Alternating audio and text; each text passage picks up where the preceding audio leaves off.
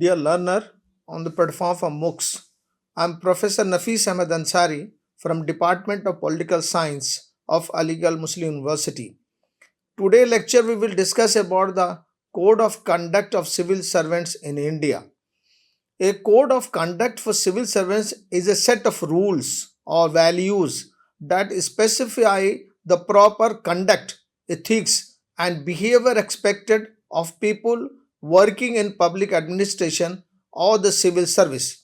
Such a code aims to maintain the honesty, professionalism, and accountability of public servants in positions of significant public trust and responsibility. Code of ethics for public employees is concerned.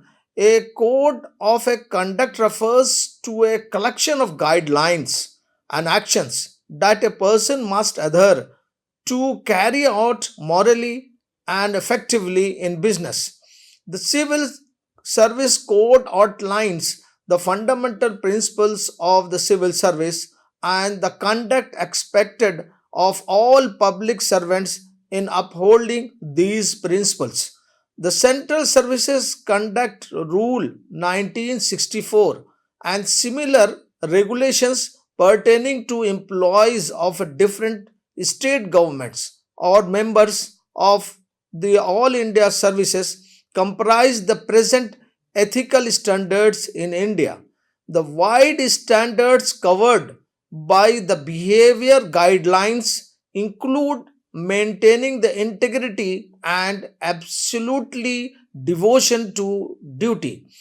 The code of conduct includes Article 309 to 311 of the Constitution of India, conduct regulations, Indian Penal Code, Official Secret Act, Prevention of Corruption Act, India Act, Code of Civil Services Conduct Regulation 1964, Central Services Conduct Regulation 1964, All India Services CR 2014. The Central Service Conduct Rules 1964, which regulates conduct, are mandatory for civil servants in India. Similarly, all India services and state government officials are subject to similar regulations. There are certain standards as a part of code of conduct as is specified in the code of conduct rules. These are upholding the honor and total commitment to duty and not acting in a way that is uneven of government employee. The purpose of the code of conduct is to enumerate specific behaviors deemed unfit for public servants. As far as the 10th report of the second ARC Administrative Reform Commission, rebrushing of personal administration is scaling new heights, civil servants bear particular responsibilities. These include overseeing the management of resources entrusted to them by the community, offering and executing services to the community, and making consequential decisions that impact every facet of the community's existence. The civil service must function impartiality, efficiency, and fairness as the public's right. The public's ability to rely on and believe in the civil services decision making process is essential. It is imperative to make sure that the decision and actions of civil servants within the civil service align with the government's present policies and the community expectations regarding their role as government servants. One of the most important aspects of our democratic society is the assumption that the civil service will continue to serve successive political regimes with the same degree of professionalism, responsiveness, and impartiality. A democratic civil service necessitates a distinct set of ideals, principles, and behavioral conduct that distinguish it from other professions. The only things that ethical codes address are these ideals ideas, and behavioral practices, which are what all professionals need to aspire to. We have several ethical norms for various vocations based on the requirements. The two categories of ethical codes are rules of conduct and codes of ethics.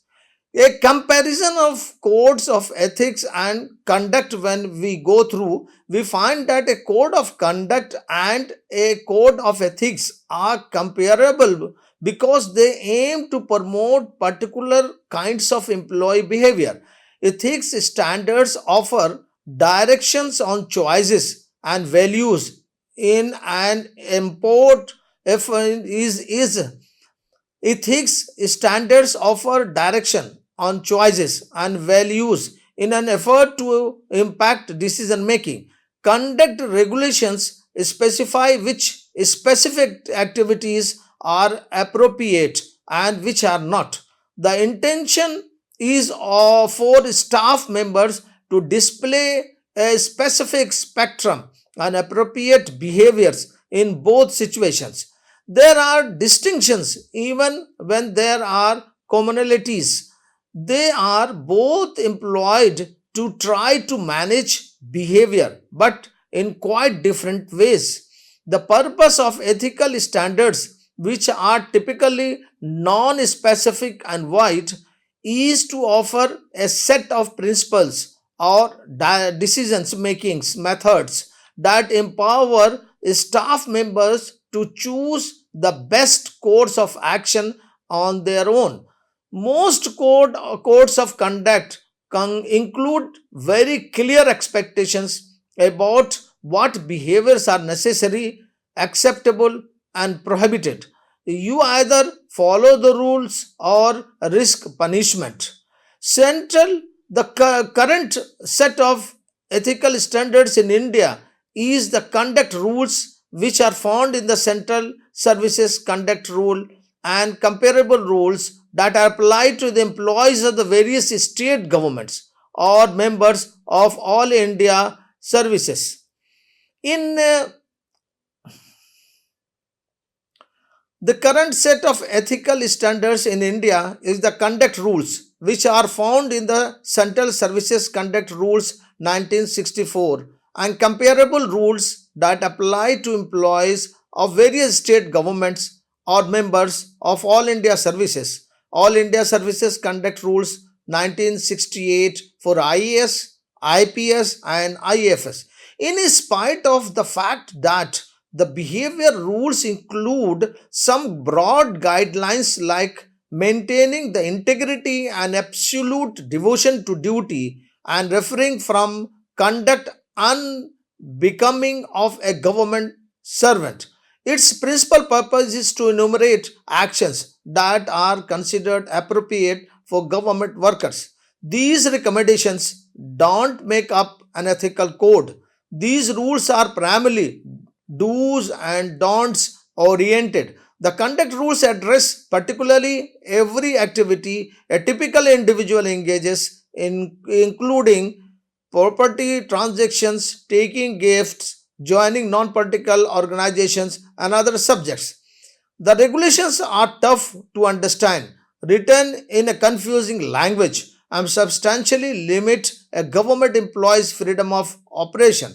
A government employee must first get permission, which is difficult to obtain, before engaging in a significant academic work or publishing article or books. The behavior regulations are more frequently broken than observed in reality, giving the government the opportunity to prosecute devoted and truthful officials, which dishonest and corrupt officers escape punishment because of the convoluted disciplinary process. Since the regulations give dishonest people multiple ways to get away with their misdeeds, they are utterly unable to handle instances of public servants' malfeasance or misconduct.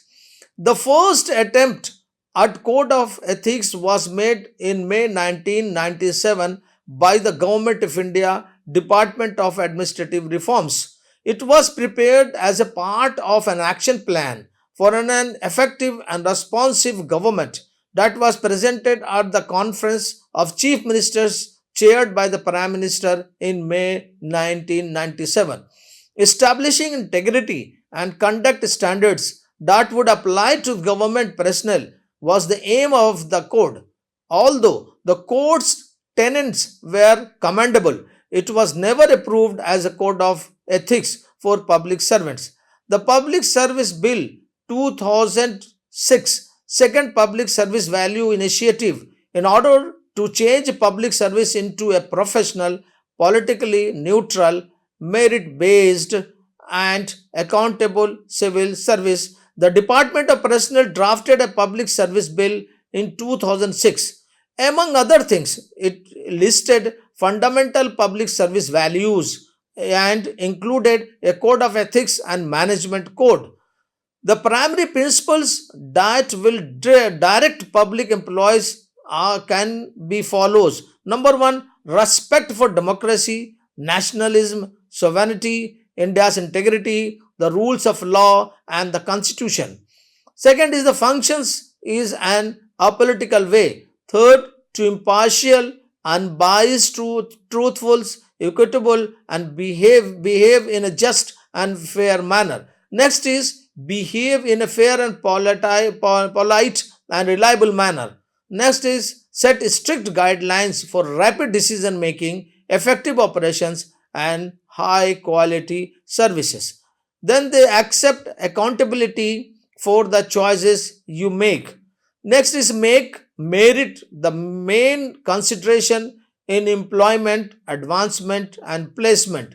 Discharge functions while keeping in mind the variety of the country, community, and religions, nevertheless, without discriminating on the basis of caste, community, religion, gender, or class. Additionally, make sure that the rights of impoverished, marginalized, and weaker groups are sufficiently safeguarded. Offering the political executive candid, impartial, honest advice. Assure the most prudent and economical use of public monies. The public service bill does seem to be moving forward and has instead been stuck. The draft bill's attempt to achieve too many objectives was one of its problems. In addition to the values and ethics, the bill sought to provide public service management guidelines, public service appointment guidelines, service performance indicators, and other related matters. Reaching a consensus and obtaining legal approval is challenging when dealing with wide range of service related challenges. Second, Administrative Reform Commission has given certain suggestions. Three tiers can be considered while conceptualizing a comprehensive civil service code as per the second ARC 10th report refurbishing of present administration excelling new heights. At the highest level, there should be a succinct and unambiguous declaration of the moral principles and the values that a civil servant must uphold. In terms of maintaining the highest ethical standards, accepting accountability for one's conduct, and remaining politically neutral, these ideals ought to represent what the public expect of a civil servant. At the second level, general guidelines that ought to direct the conduct of civil servant and definable. This would comprise of code of ethics.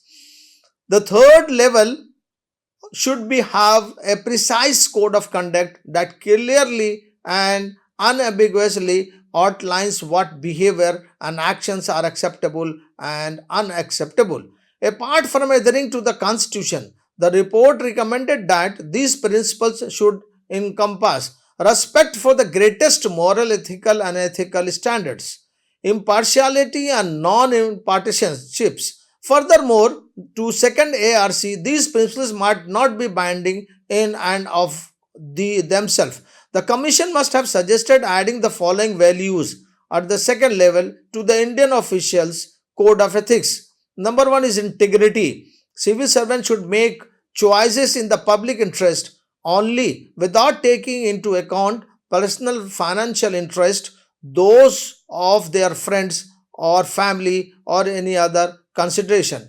Impartiality in performing their official tasks such as hiring and providing services. Civil servants should only make decisions based on merit. Dedicated to serving the public interest, civil officers must deliver services that are just, efficient, and unbiased and polite.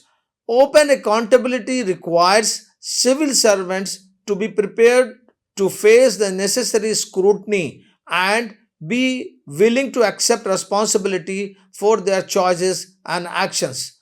Duty zeal.